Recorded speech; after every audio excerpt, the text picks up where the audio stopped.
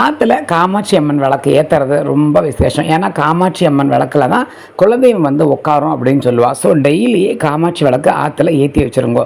கார்த்தாலையோ இல்லை சாயங்காலமோ கண்டிப்பான முறையில் ஏற்றணும். அதை விட ஒரு சிறப்பான விளக்கு பூஜை ஒன்று இருக்குது. அதாவது எலுமிச்சம்பழ விளக்கு.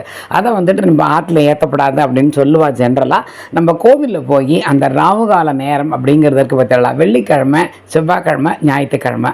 வெள்ளிக்கிழமையில் 10:12, செவ்வாய்க்கிழமையில் 3, 4:30, ஞாயிற்றுக்கிழமையில் 4:30, 6 ராவுகால நேரம் உங்கள் எல்லாருக்குமே தெரிஞ்சிருக்கும். ஸோ இந்த நேரத்தில் நீங்கள் கோவிலில் போய் எலுமிச்சம்பழ விளக்கு, துர்க்கை அம்மன் சன்னதி, எல்லா கோவில்லையுமே துர்க்கை அம்மன் சன்னதி இல்லாமல் இருக்காது.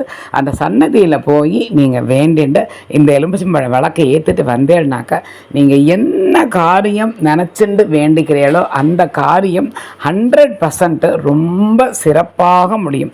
நம்ம நினச்சதை விட ஒரு மடங்கு கூடவே நடக்கும்.